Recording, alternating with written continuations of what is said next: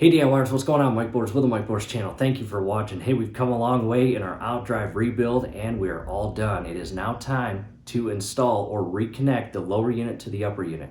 Let's get started. All right, DIYers, back at the Craftsman workstation, and again we're at the point where we are going to reconnect the lower unit back to the upper unit, both of which have been completely rebuilt. Let's get started. To a closer look, here's our new hardware, some part numbers. We'll talk about that as we continue with the project. We're going to lubricate the drive shaft splines and remove the old hardware. I reposition the camera. Again, I'm using the Quicksilver 24C with Teflon. That's what that PTFE stands for. And do not overdo it. I just have a little bit of grease on my fingertip and I'm going to lubricate the drive shaft splines.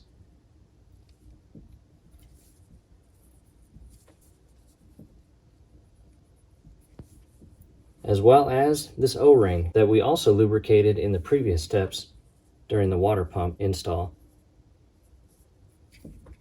Next, direct your attention to the water tube. In the previous step, we also greased or lubricated the base of this tube. There is a seal in there. Here is the old water pocket cover, overheated and melted, as you can see. And you see this little indent right there.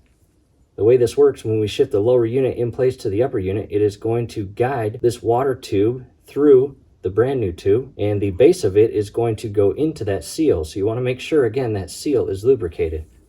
But the brand new water pocket cover is already installed on the upper unit. Next, we have 3 5/8 nuts, and carefully remove these without dropping them inside the engine.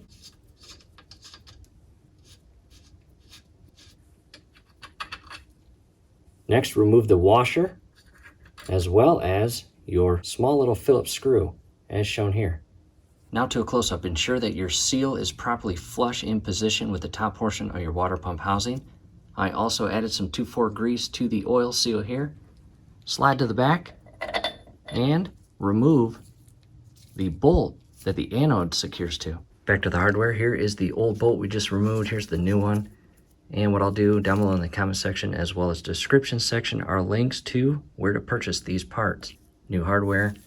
And very important, DIYers, you have to install this bolt first or prior to securing the lower unit back to the upper unit, because if you forget to install this at this step, you will not have the option to install it when the two are connected. Now to the upper unit, a couple pieces of hardware that we need to remove. Coming down below, and 2 5/8 nuts on the bottom.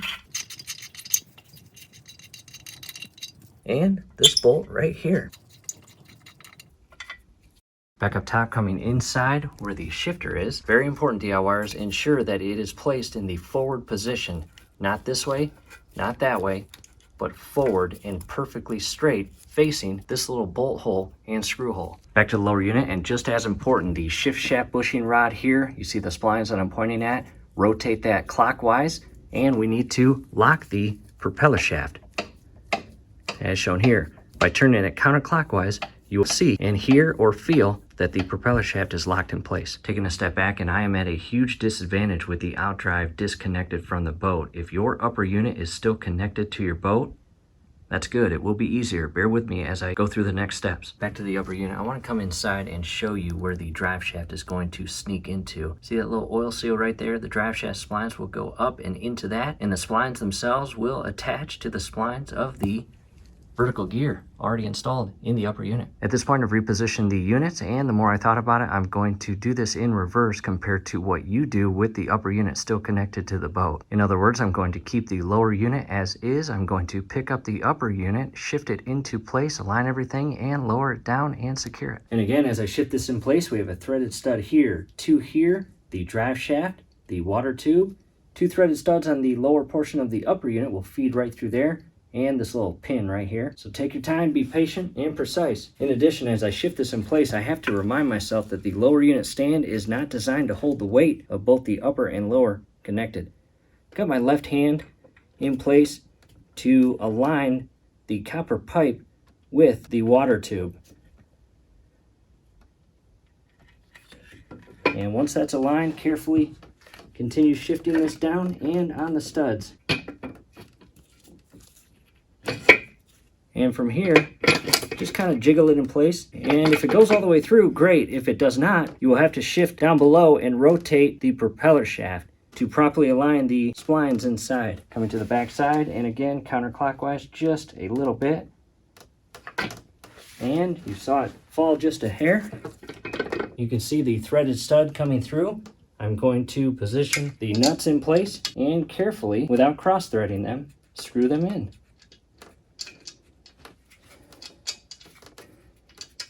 That one's hand tight, coming to the back. And again, no need to rush this. Next, I've got this washer and that small screw. Align that properly. And I'm going to wait on the screw. I'll set that right here. And the 5/8 nut, go ahead and hand tight only. And from here, I will carefully, again without cross-threading it, screw that screw in hand tight. And the screw is going to alleviate that washer from turning as you tighten the nut. And next, my brand new 5/16 bolt goes underneath the lower unit, feeds up, and will help secure the back end of the upper to the lower. And again, hand tighten. Next, tighten it in place with your 5/16 Allen. And as I tighten this in place, you may see the back end of the upper and lower begin to get closer and closer, and that's a good thing. I'm not going to tighten this all the way. Back to the front 5/16, and again, these have thread locker on, so they are going to continue to get tighter and tighter. And here shortly, we will grab our torque wrench.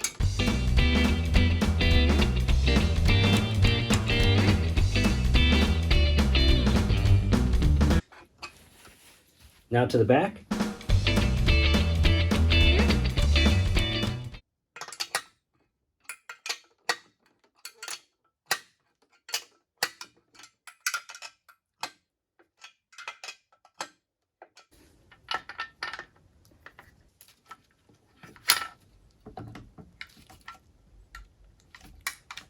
Next, down below, you have two openings that the threaded studs from the upper unit feed through, and 5/8 nuts here. Go ahead and hand tighten them and secure them.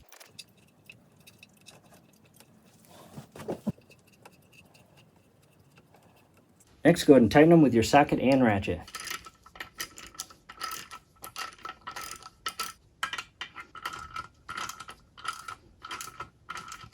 Back to the front 5/8 nut. Now that we have all the hardware secured, let's go ahead and reposition the outdrive to the other stand. And here it is back on the stand, designed specifically to hold the upper and lower connected to each other as shown here. Back to the workbench, and a special thank you to that lower unit stand. During this entire project, it worked perfectly.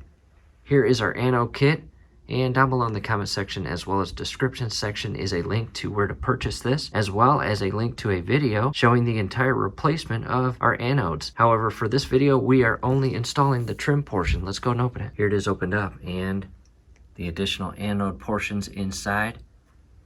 And this is magnesium. This is for fresh water only, as you can see right there. These anode kits come in aluminum, zinc, and magnesium. And for your convenience, down below in the comment section as well as description section also is a link to a video where we talk about the 3 different types of anodes and what they are used for. However, in short, magnesium's for fresh water, aluminum's for both, and zinc is for salt water.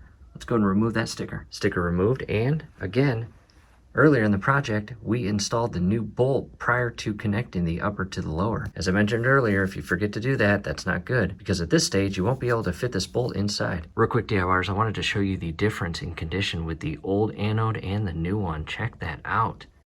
This one has seen its better day. It's even cracked. Look at that. Big difference. Time to install the brand new anode. What I've got here is a 3/8 Allen key. I'm going to shift this down into the hole here. Grab the bottom bolt. It is now inside the bolt, and I will shift the anode up and in place in the circular cutout. And without cross-threading this, carefully tighten your anode in place.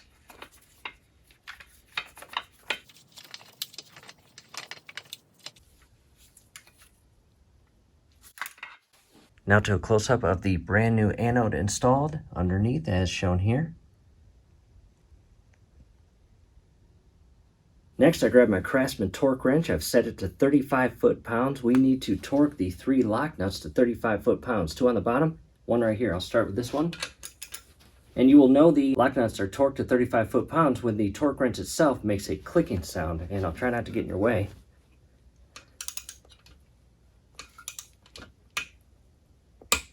There it is. Now to the bottom. To the bottom. And again, all we're waiting for is 35 foot-pounds with that clicking sound. There it is. To the opposite side. There it is. I'll center the outdrive back on the stand. Back to the workbench, and now it is time to install the new cap. Look at that. What a difference. Can you believe it, DIYers? We have been busy. Back to the outdrive, and inside here is that bolt. Again, we had to install prior to connecting the upper to the lower. And our brand new cap here, the plastic teeth. Align it properly and just push it in place as shown here. That looks a lot better. Different camera angle now. I'm going to just slide the propeller on, flush, and from here I'm going to rotate the yoke shaft, and at the same time I'm going to test forward, neutral, and reverse and verify that the propeller is rotating accordingly and correctly. And right now it is in forward, and that is good. I'm going to shift the shifter to neutral. It should not move. Good. Now to reverse. And that is good. You also want to check for clearance between the propeller and the brand new anode. And as you can see, not an issue. Back to neutral. Back to forward. Awesome. Here's a better view of it. Again, forward. Neutral. And reverse.